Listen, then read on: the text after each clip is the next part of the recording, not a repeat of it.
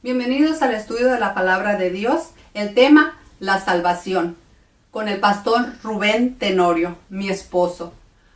Para alabar a Dios, con el canto de la hermana Guadalupe González, mi paisana de Apaxingán, Michoacán.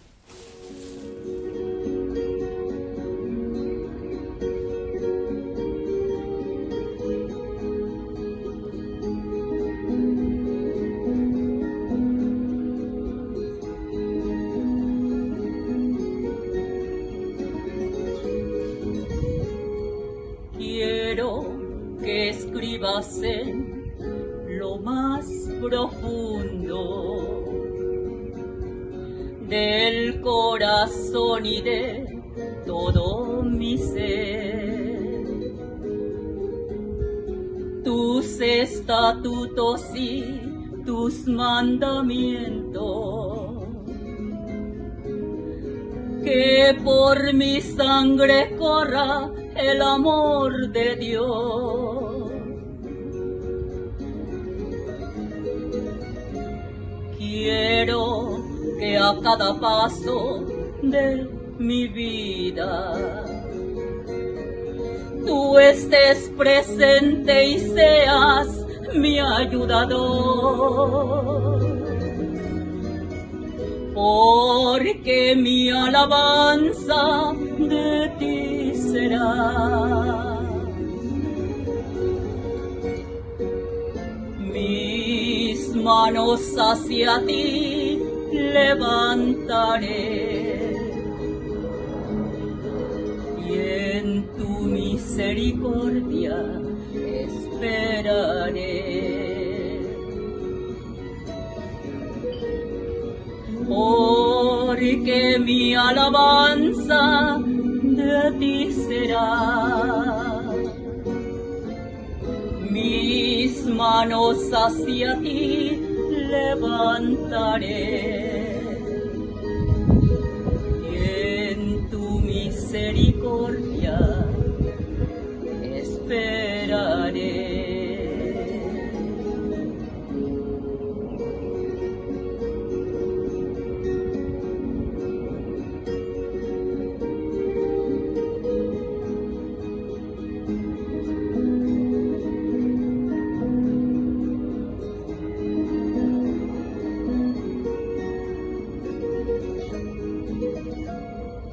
Quiero que a cada paso de mi vida tú estés presente y seas mi ayudador, porque mi alabanza de ti será. Mis manos hacia ti levantaré y en tu misericordia esperaré.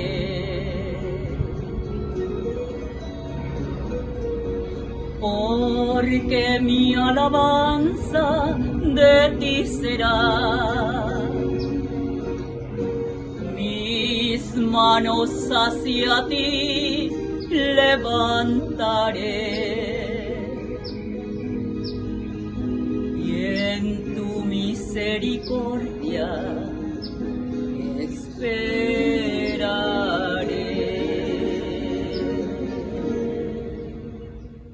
Nuevamente es un gozo compartir la palabra de Dios y poder seguir aprendiendo sobre este importante tema de nuestra salvación.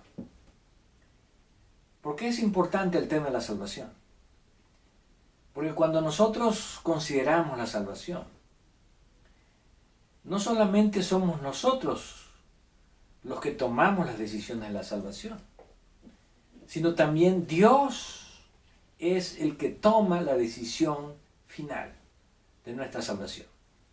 Por eso cuando leemos la siguiente declaración en el libro de Romanos, capítulo 9, acerca de lo que Pablo dice con relación a quién es, de quién depende la salvación. dice en el versículo 16, así que no depende del que quiere ni del que corre, sino de Dios que tiene misericordia. Aquí hay, podemos decir, un pensamiento que para algunos puede ser controversial o se puede ver como una discrepancia en cuanto a quién decide la salvación. Es verdad que nosotros tomamos la decisión de querer salvarnos. Es verdad que nosotros decidimos el querer salvarnos. Pero el que toma la decisión final sobre nuestra salvación es Dios.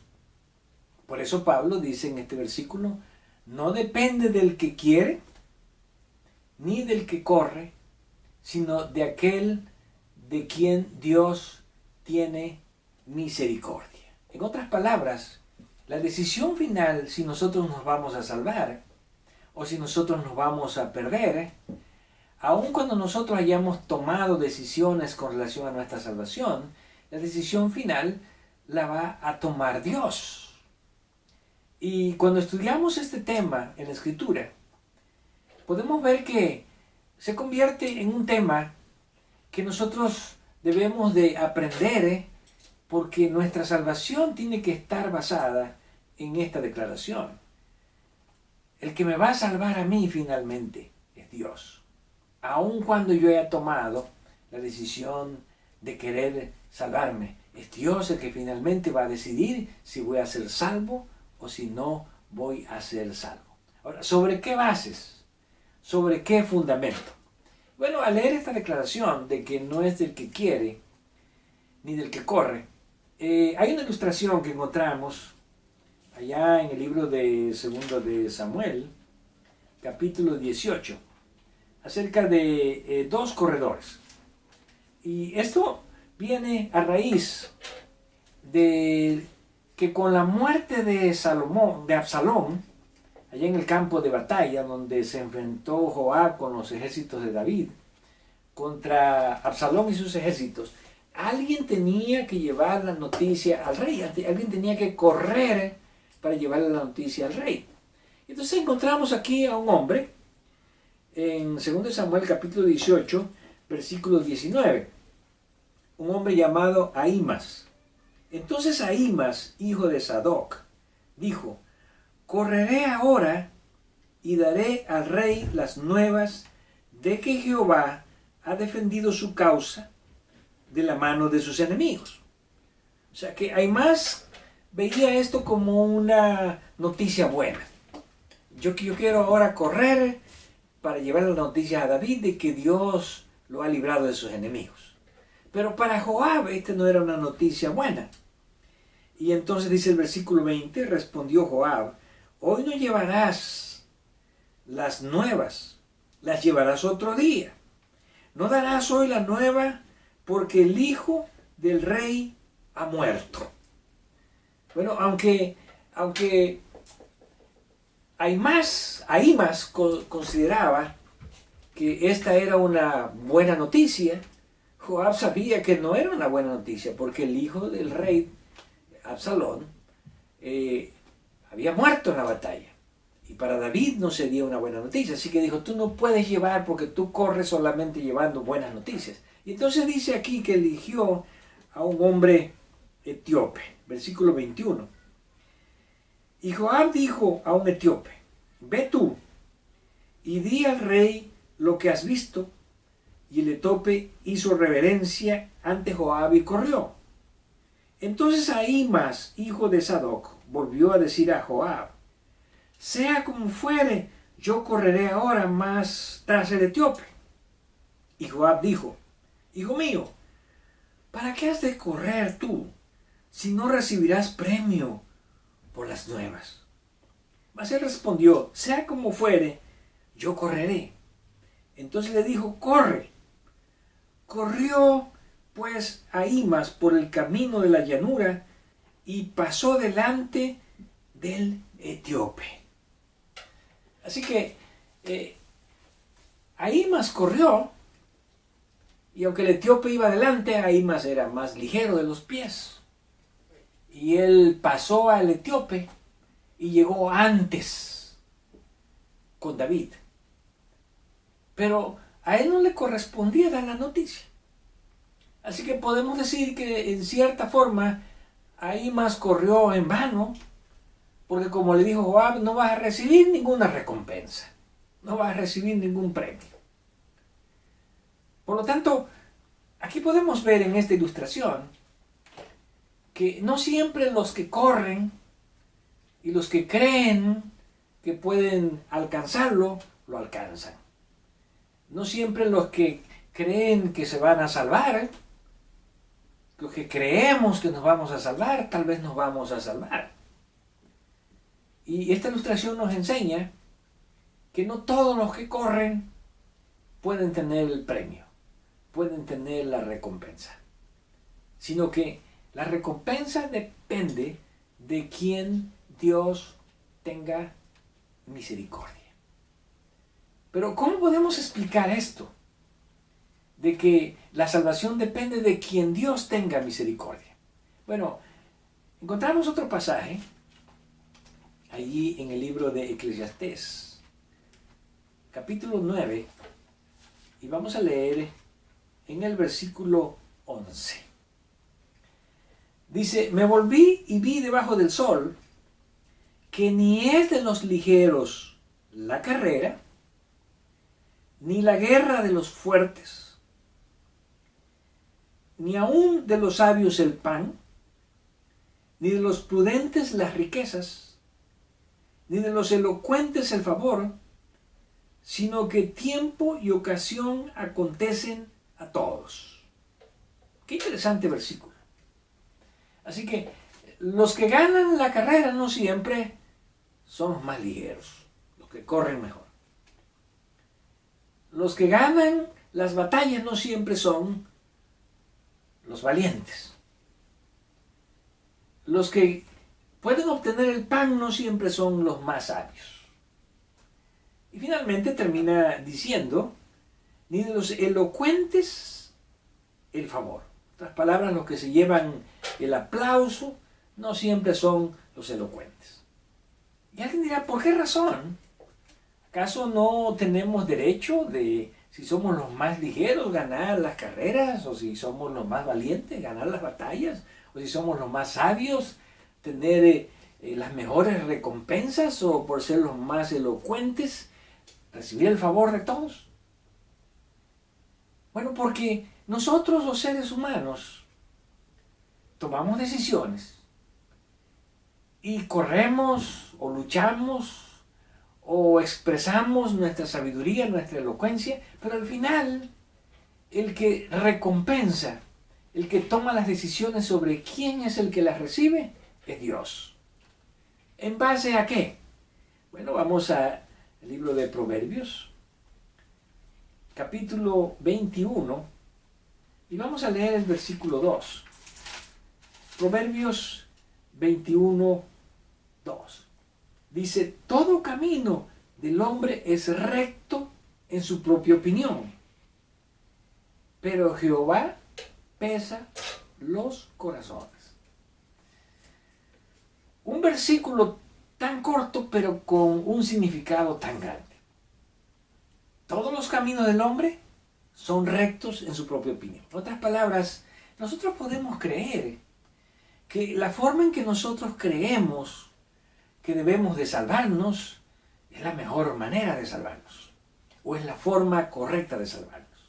O podemos creer que el obrar de una manera o de otra manera, o el comportarnos de una manera u otra manera, eso nos va a dar la salvación.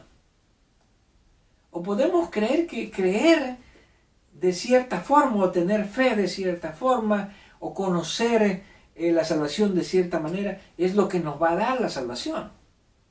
O podemos llegar a pensar que el hecho de que nosotros creamos que vamos a ser salvos, eso ya nos hace meritorios para la salvación. En otras palabras, podemos crear nuestra propia opinión y creer que esa opinión es la correcta. Pero este versículo dice que Jehová es el que pesa los corazones. En otras palabras, Dios es el que evalúa, el que examina los corazones, que significa Dios es el que examina los pensamientos. Dios examina las intenciones. Dios examina los motivos. Y ahí es donde encontramos nosotros que nuestro punto de vista, nuestro criterio con relación a la salvación, nuestra, como dice aquí, rectitud en cuanto a nuestra opinión, puede ser muy diferente a la opinión de Dios. Y por esa razón, más que confiar en nuestro propio criterio de la salvación, más que confiar en nuestra forma de creer que nos vamos a salvar, tenemos que depender de la gracia, de la misericordia y de la dirección de Dios en todas las cosas. O sea que, en lugar de decir, bueno, yo voy a correr la carrera de esta manera para alcanzar el premio, o yo voy a ser un cristiano de esta forma para lograr el premio, tenemos que decir, mejor vamos a pedir a Dios que Él nos dirija en la mejor manera en que nosotros podemos llegar a ser salvos. Que sea Dios el que nos dirija, porque de esa manera Dios podrá tomar las decisiones correctas para tener misericordia de nosotros, porque nosotros dejamos que nuestra vida, que nuestros motivos, que nuestros pensamientos, que nuestros corazones sean pesados por Dios y que Dios los dirija de la manera y de la forma correcta. Por eso es que cuando leemos las Escrituras, nosotros nos damos cuenta que algunas personas que tal vez nosotros creemos que no deberían de haber sido salvas, van a ser salvas. Por ejemplo, cuando vamos al libro de Hebreos, capítulo 11, nosotros encontramos que entre la lista de los hombres de fe que encontramos en Hebreos capítulo 11, en el versículo 32 encontramos aquí a algunos personajes cuestionables. Dice Hebreos 11:32, ¿y qué más digo? Porque tiempo me faltaría contando de Gedeón, de Barak, de Sansón, de Jefté, de David, así como de Samuel y de los profetas. Ahora es interesante que todos los nombres que se mencionan aquí en esta lista de hombres de fe del capítulo 11 de Hebreo, Pablo en el capítulo 12 los llama como una gran nube de los testigos de la fe. Ahora, cuando nosotros vemos, por ejemplo, a ciertas personas que van a ser salvas porque aparecen aquí en la lista de los hombres de fe, y como aparece también el grupo de la nube de testigos de la fe, nos preguntamos, bueno, ¿por qué Dios los va a salvar? Si al final como que las decisiones que toman al final de su vida se ven un poco turbias y como que tal vez no deberían de estar en la lista de estos hombres de fe. Vamos a ver el primer caso que tenemos allí, que es el caso de Sansón. Bueno, sabemos que la vida de Sansón no cumplió con el propósito de Dios.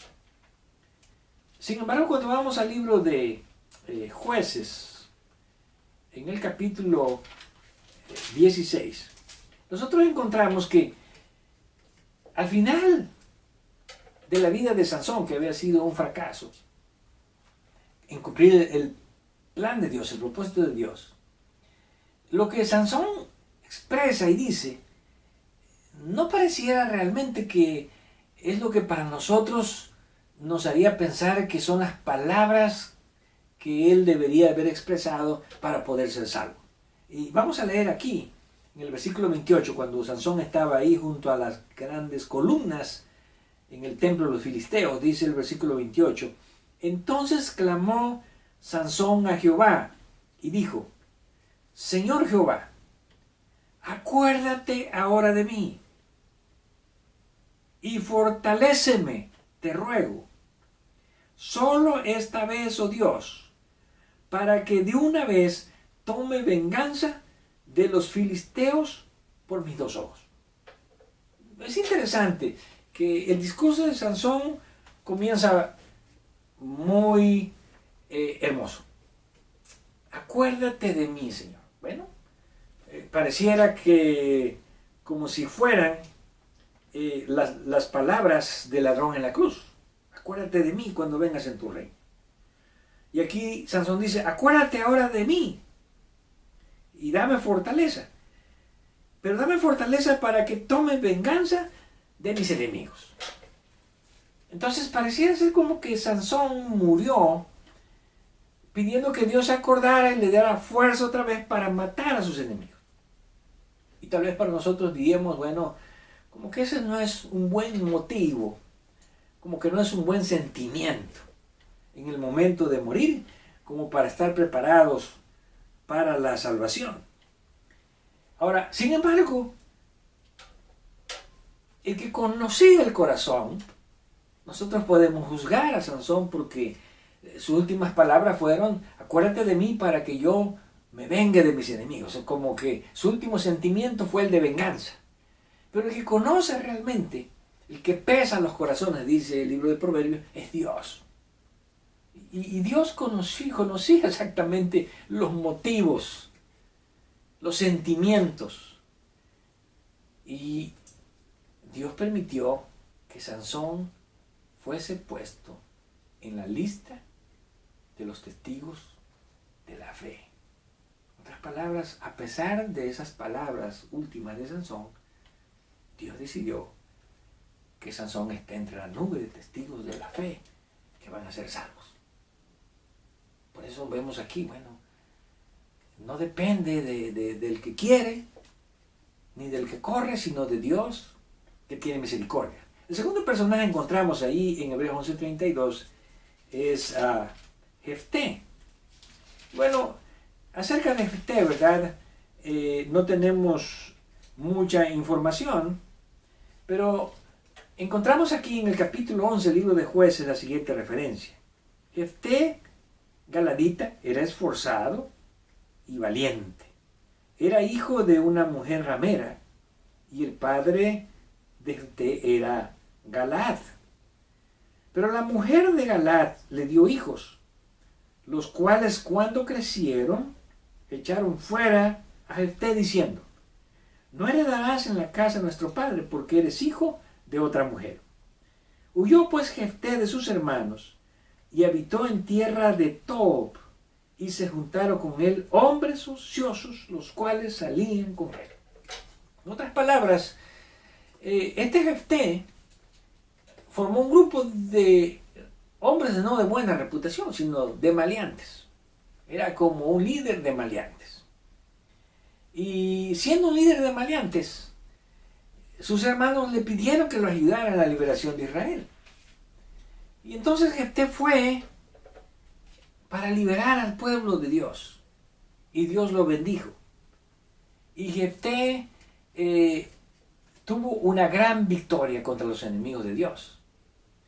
Y después de haber tenido esa gran victoria, Jefté hizo una promesa que, de acuerdo a lo que podemos ver en los principios bíblicos del Antiguo Testamento, estaba en contra. Porque él dijo, bueno, a cualquiera que se me aparezca, lo voy a ofrecer en sacrificio, en holocausto, que era matarlo y quemarlo. Y la primera que se le aparece es su hija. Y aunque es cuestionable el final de la historia, muchos consideran que al final Jefté sacrificó a su hija. Y que probablemente tanto los conceptos teológicos de Jefté como su misma vida no fue el mejor ejemplo que nosotros podíamos considerar como para que sea también puesto en la lista de los hombres de la fe o de la gran nube de testigos de la fe que aparecen en el capítulo 11 y 12 del libro de Hebreos. Pero bueno, Dios tuvo misericordia de Jefté.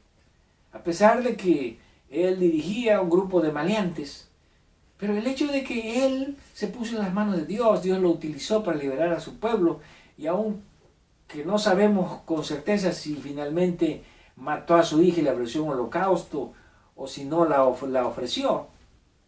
De cualquier manera, Dios que conoce los corazones, Dios que conocía el corazón de Jefté, Dios decidió colocarlo en la lista de los hombres de fe.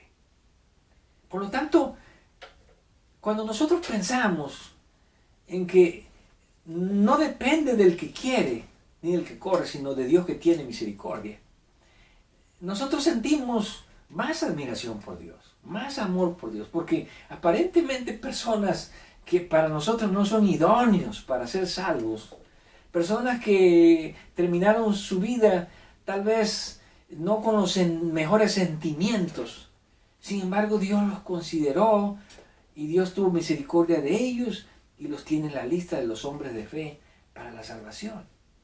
Ahora, cuando vamos nosotros al Nuevo Testamento, nosotros descubrimos que de igual manera no es de aquellos que creen que pueden tener la salvación en sus manos y ganar la salvación en sus manos los que finalmente la van a recibir, sino más bien de aquellos que han dejado que sea la misericordia de Dios, la gracia de Dios, la dirección de Dios en sus vidas, lo que dirija la salvación. Y cuando vamos al libro de Romanos, capítulo 2, nosotros vamos a encontrar que ahí tenemos dos ejemplos claros acerca de, no es del que quiere ni del que corre, sino de Dios que tiene misericordia. Y en primer lugar tenemos aquí a los judíos. ¿Quiénes eran los judíos? Bueno, Pablo los pone como ejemplo en relación a hombres que creían tener la salvación en sus manos, que se consideraban que ellos iban a ser salvos, que estaban seguros que la salvación solo le pertenecía a ellos y nadie más.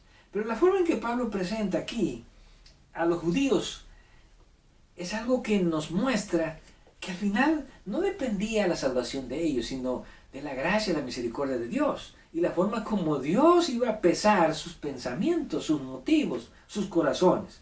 Dice en Romanos capítulo 2, versículo 17, he aquí, tú tienes el sobrenombre de judío, y te apoyas en la ley, y te glorías en Dios.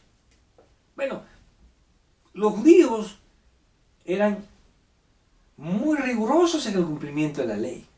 Ellos se gloriaban de esa obediencia delante de Dios. Y conoce su voluntad. E instruido por la ley, apruebas lo mejor. O sea, no les faltaba conocimiento.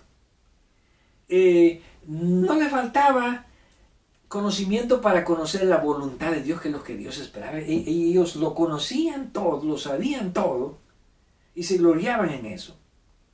Y confías en que eres guía de los ciegos, luz de los que están en tinieblas, instructor de los indoctos, maestro de niños, que tienes en la ley la forma de la ciencia y de la verdad. Todas estas declaraciones, cuando las ponemos juntas, nos dan el cuadro de personas que están listas para entrar en el reino de los cielos.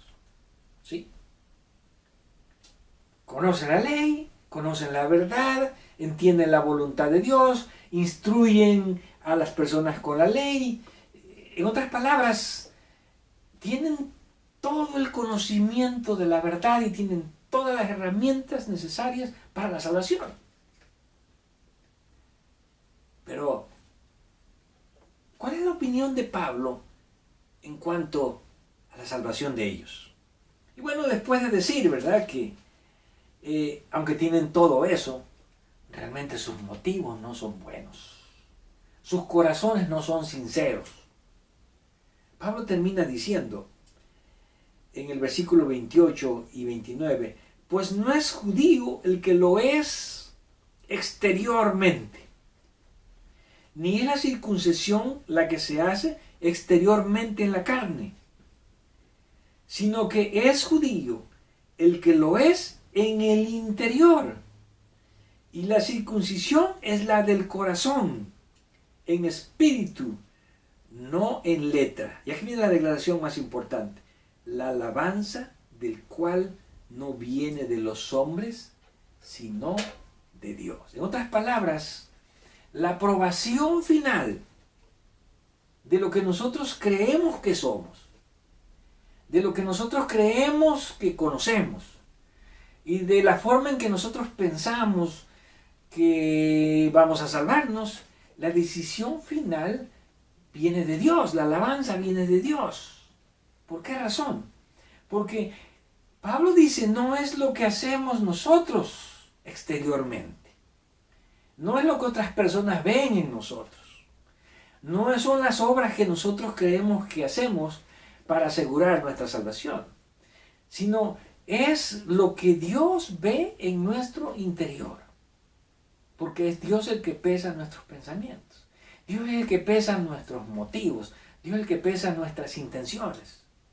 Y si nosotros realmente hemos dejado en las manos de Dios nuestra salvación, y le hemos pedido que Él sea el que decida mi salvación, y que Él sea el que me ayude a tener buenos pensamientos, buenos motivos, buenas intenciones, que la circuncisión, como dice Pablo, la limpieza venga de adentro, del interior. Entonces nosotros podemos estar seguros que en base a que Dios conoce nuestros motivos, nuestros pensamientos, nuestra sinceridad, entonces Dios va a tener misericordia de nosotros. Y que algunos que tal vez creen que tienen asegurada la salvación por lo bueno que son, o por las cosas que hacen, o por el conocimiento de la verdad que tiene, como dice Pablo, podrían quedar excluidos del reino de Dios, así como muchos judíos fueron excluidos. Ahora, ¿es Dios justo? Pablo está defendiendo en Romanos 9 la justicia de Dios. Y después de que Pablo hace declaraciones sobre la salvación, él dice, ¿acaso hay injusticia para con Dios? Y su respuesta sigue siendo la misma, en ninguna manera. Y aunque los judíos tuvieron todo el conocimiento y la rectitud y el cumplimiento de la ley, es interesante notar que ahí mismo en Romanos, capítulo 2, Pablo habla sobre los gentiles que van a ser salvos y que no tuvieron el conocimiento ni de la ley, ni tuvieron la predicación del evangelio, ni conocieron la verdad como la conocían los judíos. Pero Pablo dice que como es Dios el que decide la salvación, entonces Dios los va a salvar de la siguiente manera. Y leemos en el capítulo 2, versículo 14. Por cuanto los gentiles que no tienen ley hacen por naturaleza lo que es de la ley, estos, aunque no tengan ley, son ley para sí mismos. Pablo está comparando aquí a los judíos que tienen todo el conocimiento de la ley con los gentiles que no conocen la ley. Pero lo interesante es que los judíos, aunque tienen todo el conocimiento de la ley, no hacen lo que la ley desea que hagan en su interior, en su corazón. Y por eso Pablo ahora está presentando como contraste a los gentiles, porque él dice que aunque ellos no conocen, no tienen el conocimiento de la verdad y la ley, dice aquí, hacen por naturaleza lo que es de la ley. En otras palabras, tienen buenos motivos para con Dios, tienen buenas intenciones para con Dios, quieren hacer la voluntad de Dios aunque no la conocen. Y en base a eso, Dios va a hacer una diferencia entre la salvación que deberían de tener los judíos y la salvación de los gentiles. Y luego dice en el versículo 15, mostrando la obra de la ley escrita en sus corazones. Realmente el conocimiento que tiene una persona que no conoce la palabra de Dios es un conocimiento muy pequeño de la salvación. Pero si esas personas que tienen ese sentimiento, ese deseo de salvarse, hacen, como dice Pablo aquí, lo que es de la ley y sale de su corazón, Pablo dice que eso será el suficiente motivo. ¿Para qué? Para que el día del juicio, dice en el versículo 15, dando testimonio su conciencia y acusándolos o defendiéndolos sus razonamientos, en el día en que Dios juzgará por Jesucristo los secretos de los hombres conforme a mi evangelio. Ahora, realmente esta declaración es muy importante. ¿Por qué? Porque esto nos muestra que Dios es el que toma la decisión final sobre nuestra salvación. Pero no de una manera injusta, sino de una manera justa. Porque estos gentiles que solamente sintieron ese deseo en su interior de hacer la voluntad de Dios, aunque no conocían la verdad, ni la ley, ni el evangelio, Dios va a tomar esos motivos en sus corazones, en su interior, para que en el día del juicio ellos puedan tener la salvación. Ahora, de igual manera, si ellos desecharon, rechazaron esos pensamientos, esos motivos que Dios puso, como dice Pablo aquí, en su conciencia, entonces su misma conciencia, Pablo dice aquí, los va a acusar y se van a perder en el día del juicio. Pero al ver la forma en que Dios salva, tanto en el Antiguo como en el Nuevo Testamento, nosotros llegamos a la conclusión de que al final no somos nosotros los que tomamos la decisión final para salvarnos, sino que debemos de confiar siempre en la misericordia de Dios. Y debemos de pedir a Dios que Él sea el que pese, el que evalúe, que Dios sea el que analice nuestros motivos, nuestros corazones, y nos dé buenos motivos para que nosotros podamos encontrar, alcanzar la salvación. Por tanto, podemos decir, no hay injusticia para con Dios, por el hecho de que no es del que quiere, ni del que corre, sino de Dios que tiene misericordia. Y debemos de pedir siempre, Señor, tal vez tú conoces que mis motivos no son los mejores. Mis pensamientos no son los mejores. A lo mejor mi vida es como la vida de los judíos, conociendo toda la verdad, obedeciendo y teniendo toda la forma, pero nuestros pensamientos, nuestros motivos no son los mejores para contigo. Queremos tener buenos motivos, buenas intenciones, buenos pensamientos, para que aquel día, cuando tú des la salvación a cada uno, tengas también misericordia de nosotros. No por lo bueno que nosotros somos, no por las cosas buenas que hicimos, no por la verdad que nosotros pensamos que tuvimos y nos hace idóneos para la salvación, sino porque tú conoces nuestros corazones y porque tú conoces nuestros motivos, y esperamos que tengas misericordia de nosotros en el día en que des la salvación a tus hijos. Por eso nuestra oración cada día debería de ser como la oración de Sansón. Acuérdate de mí. Aunque no tal vez con los motivos exactos de Sansón. O como la oración del ladrón en la cruz. Acuérdate de mí cuando vengas en tu reino. Y esta noche podemos decir al Señor, este día le podemos decir al Señor, o esta mañana le podemos decir al Señor, acuérdate de mí y ten misericordia de mí. Porque sabemos, porque yo sé, que la salvación depende de ti y de quien tú tengas misericordia. Ten misericordia de mí, Señor, y acuérdate de mí cuando vengas en tu reino.